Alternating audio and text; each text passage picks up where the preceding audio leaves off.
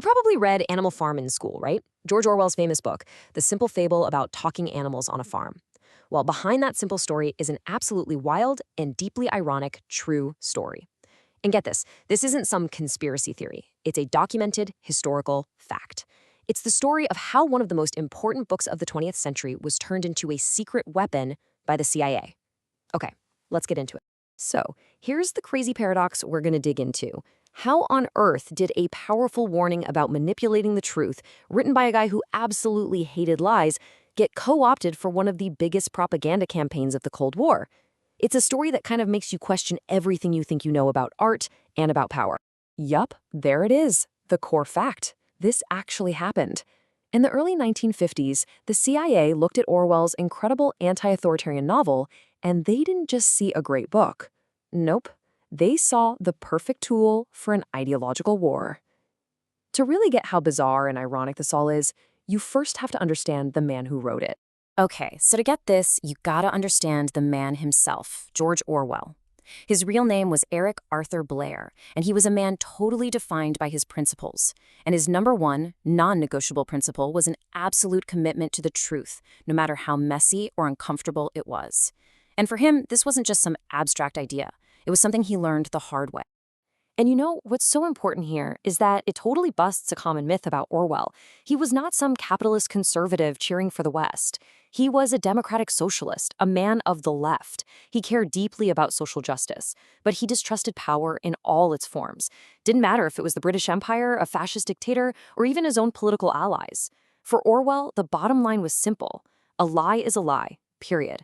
Even if you tell it for what you think is a good reason. You see, everything he believed came from what he saw with his own two eyes. As a colonial police officer in Burma, he saw the ugly truth of imperialism up close. Living in poverty in London and Paris showed him the brutal injustices of class. But the real turning point, the thing that changed everything for him, was the Spanish Civil War. He went there to fight against fascism, but what he found was a war inside of a war, where Soviet-backed Stalinists were twisting the truth, rewriting history as it happened, and even killing their own allies on the left. And that right there, that was his big takeaway from Spain. It wasn't just about guns and battles. It was about how words were being used as weapons. He saw with his own eyes how totalitarian regimes manipulate language to justify horrors, to make lies sound like the truth, and to control not just what people do, but what they're allowed to think. This obsession became the engine for the rest of his life's work. All right, so that brings us to the book itself, and you can see how this all connects. When Orwell sat down to write Animal Farm, right in the middle of World War II, he wasn't just writing some cute fable. He was doing something politically dangerous. I mean, you have to put yourself back in that time. It's 1944. The Soviet Union and Joseph Stalin are essential allies for the US and Britain against Hitler. They were calling him Uncle Joe in Western propaganda. He was the hero of the Eastern Front. So to come out and criticize him was seen as just stabbing the war effort in the back. In fact, Orwell could barely get the book published. Publisher after publisher rejected it, not because it was bad, but because it was political dynamite. And, you know, the real genius of the book is how simple it is. It's a brilliant, sharp-edged satire of the Russian Revolution. Old Major's dream, that's the communist ideal of Marx and Lenin. Snowball, the pig who gets chased off the farm, that's Leon Trotsky. And Napoleon, the brutal, cunning pig who takes over, he's a dead ringer for Joseph Stalin. And the pigs themselves, well, they become the new oppressive ruling class they fought to overthrow. This line, man, this one line just sums up the whole tragedy, doesn't it? It's the ultimate example of twisting language, where words are bent to mean their exact opposite, all to justify tyranny. This was Orwell's great warning, that even the best revolutions can be betrayed from the inside. Tragically, Orwell died in 1950. He had no idea how his own work was about to get twisted for politics. So, World War II ends, and boom, the world changes again. The fight against fascism gets replaced by a new global struggle, the Cold War. And this war wasn't just going to be fought with armies and spies.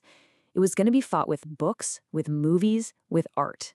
See, both the US and the Soviets knew that real power wasn't just about having the most tanks. It was about winning hearts and minds. The CIA, which was pretty new back then, quickly started running these secret operations, basically waging a cultural war. The mission? promote art and books that made the West look good, and expose the ugly truth about the Soviet system. And guess what they saw as the perfect weapon for this new kind of war? Animal Farm. I mean, think about it. It's short, it's simple, it's easy to translate, its anti-totalitarian message hits you right in the gut. And here's the kicker. While it was a brutal takedown of the Soviet system, it didn't openly praise capitalism. This made it look independent, not like some cheesy rah-rah America propaganda. It was way more persuasive. So how'd they pull it off? Well, it was a classic covert op. In their early 50s, CIA agents, including a guy who'd later become infamous in the Watergate scandal, E. Howard Hunt, put a plan into motion. They used middlemen, frontmen, to approach Orwell's widow, Sonia, so she'd have no idea who was really buying. And they bought the film rights right from her. The secrecy was everything. Because, let's be real, Orwell, the man who distrusted any powerful secret government agency, there's no way he would have gone for it. So once they had the rights, the CIA went all in with this three-part strategy.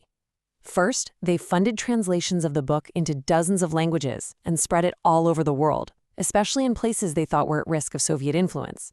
Second, they literally smuggled thousands of copies behind the Iron Curtain, where just owning the book could get you arrested. But the third step, that was their biggest move. They funded a full-blown animated movie. Okay, but this is the most crucial part. The CIA made one huge change. In Orwell's book, the ending is famously dark. The animals look into the farmhouse and see the pigs and humans playing cards, and they can't tell them apart anymore. The revolution completely failed. The new boss is the same as the old boss. But the CIA's movie? It has a totally different ending. In their version, the animals get inspired, they rise up again, and they successfully overthrow the pigs. They literally flipped Orwell's entire message on its head. His warning about endless cycles of tyranny was replaced with a hopeful Cold War message. Rebellion works. You can win. And this is where things get really complicated, really uncomfortable. What the CIA did was, without a doubt, propaganda, the very thing Orwell dedicated his life to exposing. So we're forced to ask this really tough question. And honestly, there's no easy answer here. It's a genuine ethical mess, and you can build a really strong case for either side. It all depends on how you look at Orwell himself and what he stood for. On one hand, you could say it was a total betrayal. Orwell hated all propaganda. Changing the ending completely guts his core warning about power. He believed art had to be honest. But on the other hand, you could argue it was justified. Orwell absolutely despised Stalinism. He saw it as a pure evil. I mean, the man actually gave a list of suspected Soviet sympathizers to the British government. So the argument is, even though he would have hated the method, the CIA was using his work to fight an enemy he also hated. And that's the deepest irony of this whole story, isn't it? The fate of the book became a perfect reflection of its own plot. A story about how great ideals can be corrupted by power was itself corrupted by power for political gain. It's just incredible. But you know what? The story doesn't end there. Because despite everything the CIA did, Orwell's original message was just too strong to be contained. The book survived the Cold War. It outlasted the Soviet Union. And today, nobody reads Animal Farm and thinks of it as American propaganda. They read it for its universal warnings about power, about language, and about how easily revolutions can go wrong. And this quote, it just nails who Orwell was. The CIA wanted people to hear a specific version of his story because it served their agenda. But for Orwell, liberty was the exact opposite. It was the right to say the things that powerful people don't want you to say. So at the end of the day, the raw power of what Orwell was trying to warn us about, it just broke free from the people who tried to control it. The book belongs to everyone now, and its message is as important as ever. And maybe, just maybe, that's his real victory. Which leaves us with one last question to chew on. This whole story about Animal Farm and the CIA really forces you to think about this slippery relationship between art, truth, and power. When a powerful group uses a truth to serve its own agenda, does it change the nature of that truth? It's definitely something worth thinking about.